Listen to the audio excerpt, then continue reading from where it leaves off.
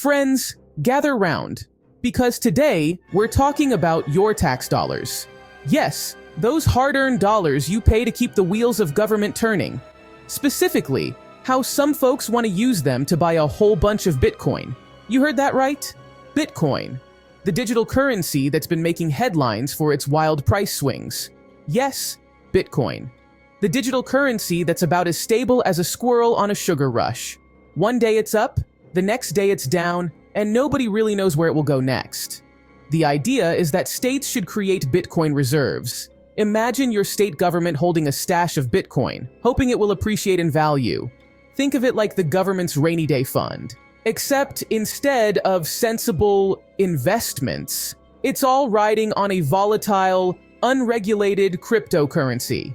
It's like betting your savings on a high-stakes poker game.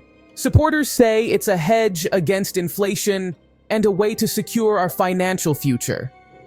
They argue that as traditional currencies lose value, Bitcoin could be a safe haven. But let's be honest, folks. This has bad financial advice from your weird uncle written all over it. You know, the one who always has a get-rich-quick scheme that never quite pans out. This isn't just some fringe theory, though. There are serious discussions happening in boardrooms and government offices about making this a reality. There's a concerted push, fueled by dark money, to make this a reality. Powerful interests are lobbying hard to get states to adopt Bitcoin reserves. And if we're not careful, we could all end up paying the price. Imagine the impact on public services if a Bitcoin crash wipes out a significant portion of state funds. It's a dangerous gamble with our future. Look, I'm no environmentalist. I'm still trying to figure out if those reusable grocery bags are worth the hassle. You know, the ones that are supposed to save the planet but end up cluttering your car trunk? Yeah, those. But even I can see that Bitcoin mining is an environmental disaster waiting to happen. It's not just a minor issue, it's a ticking time bomb. Mining Bitcoin requires an insane amount of energy. We're talking about electricity consumption on a scale that's hard to fathom. We're talking about massive server farms running 24/7 just to solve complex math problems that create new Bitcoin. These aren't your average home computers. These are specialized machines designed solely for mining. It's like forcing 1,000 computers to play Minesweeper on loop, except instead of boredom, the byproduct is a giant carbon footprint. Imagine the energy waste. How much energy are we talking about? It's not just a little bit here and there.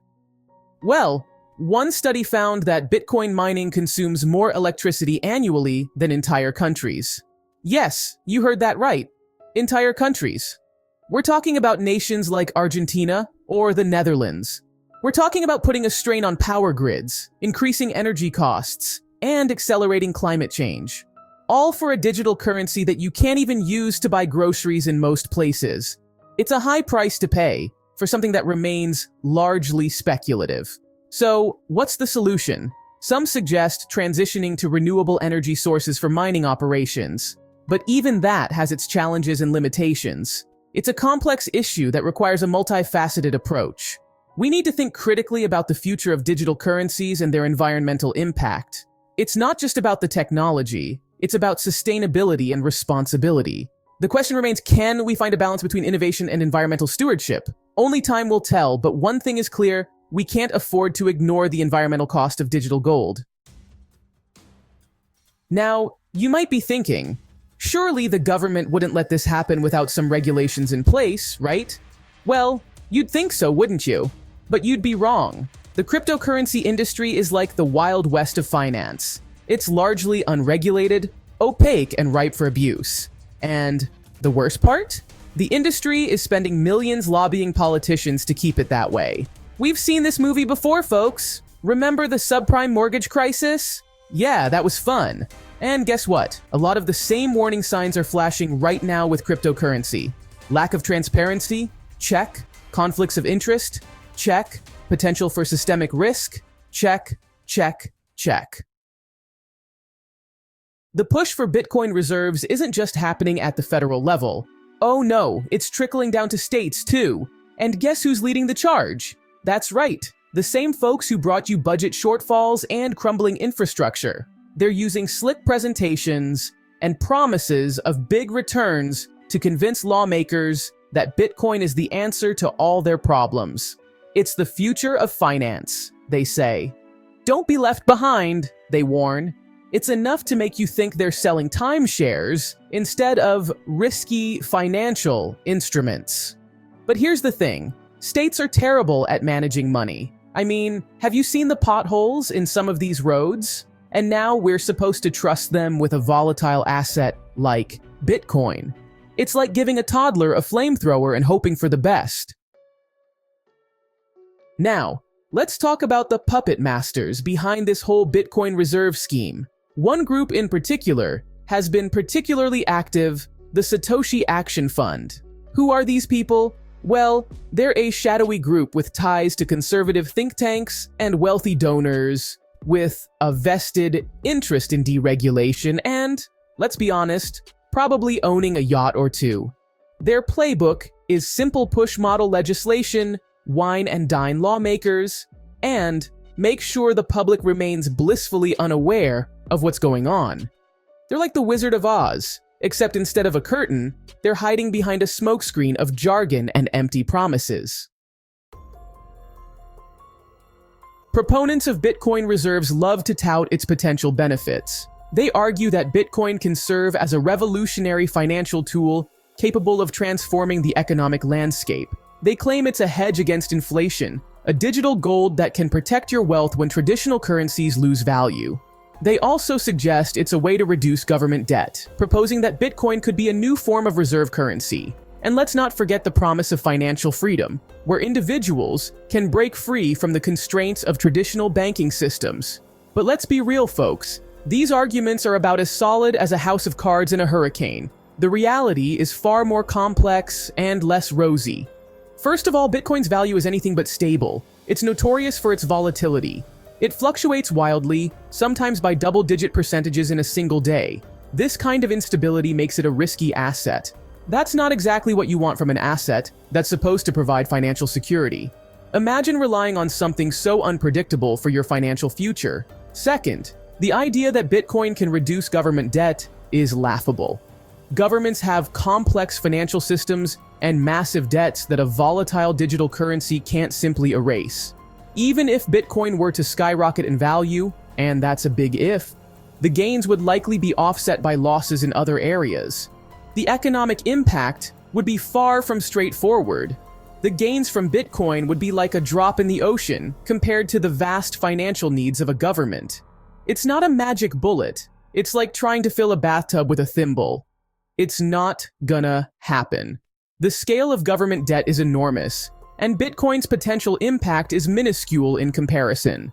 So, while Bitcoin might have some niche uses and speculative appeal, it's far from being the economic savior some make it out to be. The reality is, it's a flimsy life raft in a stormy sea. Let's talk about volatility for a second. Bitcoin is notorious for its wild price swings. 1 minute it's up, the next minute it's down. It's enough to give even the most seasoned investor whiplash. Imagine for a moment that your state invests a significant chunk of taxpayer money in Bitcoin. Everything seems great at first. The price is going up, up, up. But then, suddenly, the market crashes. Bitcoin plummets in value. And your state is left holding the bag, a bag full of worthless digital tokens. That's the thing about volatility. It's a double-edged sword. You might get lucky and ride the wave to the top, or you might end up crashing and burning. And when it comes to taxpayer dollars, gambling is not an option. Now, let's talk about the potential consequences for state economies. What happens if a state goes all in on Bitcoin and the market tanks? Well, it's not pretty. We're talking about budget shortfalls, cuts to essential services, and economic hardship for millions of people. Schools could lose funding, roads could crumble even further, and social safety net programs could be slashed. And for what? For a risky bet on a volatile asset that most people don't understand and can't even use? It's irresponsible, reckless, and frankly, downright dangerous. So, how did we get here? How did this harebrained scheme gain any traction in the first place? Well, the answer, as is often the case, is money. Dark money. The cryptocurrency industry has been pouring millions into lobbying efforts, campaign contributions, and think tanks. Their goal? To influence policy, shape public opinion, and create a regulatory environment that benefits them, regardless of the risks to everyone else. It's a classic tale of special interests putting their own profits ahead of the public good. And unless we shine a light on these shady practices, we're all going to end up paying the price. So, what can we do about it? Well, for starters, we need to get informed. Educate yourselves about Bitcoin, cryptocurrency, and the risks involved. Don't just take their word for it. Do your own research. Contact your elected officials and let them know that you oppose using taxpayer dollars to buy Bitcoin. Tell them that you want your money invested in things that actually benefit society, education, healthcare, infrastructure. This isn't about being anti-technology or anti-innovation. It's about being pro-common sense and pro-fiscal responsibility. We can't let a small group of wealthy individuals and special interests gamble away our future. The time to act is now, folks. Let's send a clear message. Our tax dollars are not theirs to play with. Enjoy this video. Please like and subscribe. Check out another video that is now on your screen.